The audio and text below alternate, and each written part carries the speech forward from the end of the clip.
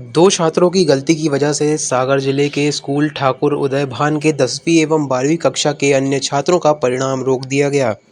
दरअसल सागर जिले में स्थित उदय भान स्कूल में दो छात्र कक्षा में परीक्षा के दौरान नकल करते हुए पकड़े गए थे, जिस पर बोर्ड ऑफ सेकेंडरी एजुकेशन ने उक्त स्कूल में पढ़ने वाले सैकड़ों 10वीं एवं 12वीं कक्षा के छात्रों का परिणाम रोक दिया था, जिससे उस उच्च शिक्षण संस्थान में अध्ययनरत छात्रों का भविष्य बर्बाद होने की कगार पर पहुंच गया था।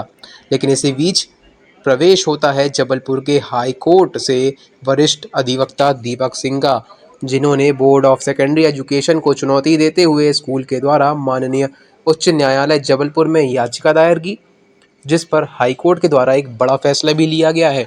आइए आखिर ये बड़ा फैसला क्या है, सुनते हैं उन्हीं अधिवक्ता की जुबानी। सर, अभी सागर के एक स्कूल में छात्रों का परिणाम रोक दिया गया था और उसके बाद में ये पूरा मामला आपने अपने संभाला है। आपने न्याय भी बच्चों को दिलाया है। आखिर ये पूरा मामला क्या है और उसमें क्या देखिए, मामला ये ठाकुर उदय भान सिंह मेमोरियल स्कूल था सागर का। उसके 10वीं 12वीं के जो बोर्ड के एग्ज़ाम के जो रिजल्ट थे बच्चों के, उसको बोर्ड ऑफ सेकेंडरी एजुकेशन ने रोक दिया था, विथहेल्ड कर दिया था। और उसके लिए हमने यहाँ पे याचिका लगाई थी प्रिंसिपल की तरफ से। उसमें मैटर ये था कि बोर्ड एग्ज़ाम के समय 12वीं के दो छात्र जो हैं, उसमें से दो छात्र हैं, उनकी जगह कोई और परीक्षा देते हुए पकड़े गए थे। और ये मैटर ना मास चीटिंग का मैटर था, ना ही ऐसा मैटर था कि खूब सारे स्तर पे खूब सारे बच्चे इसमें इन्वॉल्व हों। अब दो बच्चों की वजह से पूरे 400 साढ़े 400 बच्चों का जो भविष्य था आधार में लटका दिया था बोर्ड ऑफ सेकेंडरी एजुकेशन ने।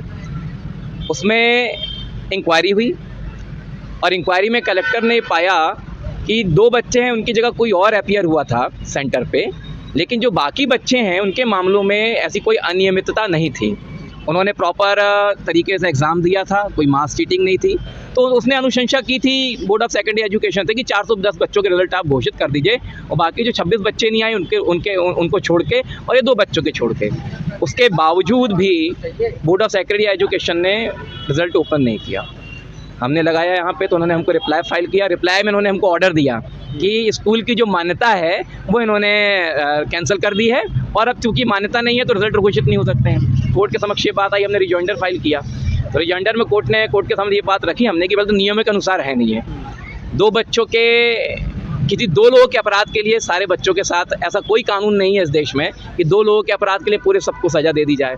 और तीसरी बात, जब इंक्वायरी हुई, इंक्वायरी पाया गया कि बाकी सब बच्चों का जो एग्ज़ाम हुआ है प्रॉपर हुआ है तो उनके रिजल्ट तो ओपन हो जाने चाहिए। तो कोर्ट ने संज्ञान में इसको लिया और 7 दिन के भीतर बोर्ड ऑफ सेकेंडरी एजुकेशन को ये ताकीद की कि 7 दिन के अंदर बच्चों के आप रिजल्ट ओपन कीजिए और प्रत्येक बच्चे को 5,000 रुपये की कॉस्ट दीजिए क्योंकि उनका नुकसान हुआ है। और अगर आपकी इस गलती के कारण बच्चों का साल बर्बाद होता है, एकेडमिक सेशन ख़राब होता है, तो बच्चे स्वतंत्र होंगे कोर्ट में आपके खिलाफ मामला लाने के लिए। तो सर, क्या ये इस पूरे मामले पर जब हाईकोर्ट ने आदेश सुनाया है अपना, तब स्कूल के द्वारा अमल भी किया गया है?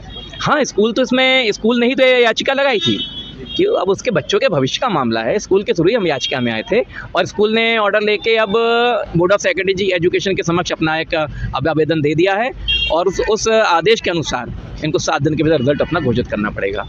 और चाहे तो बच्चे आ सकते हैं, अगर बच्चों को मुआवजा नहीं देते हैं तो बच्चे कोर्ट की शरण ले सकते हैं। और अगर किसी बच्चे का कोई भी बच्चा हो ठाकुर उदय भान स्कूल का जिसका साल बर्बाद हो गया हो तो वो कोर्ट के समक्ष आके बोर्ड ऑफ सेकेंडरी एजुकेशन के खिलाफ मामला दर्ज करके अपना क्लेम कर सकता है।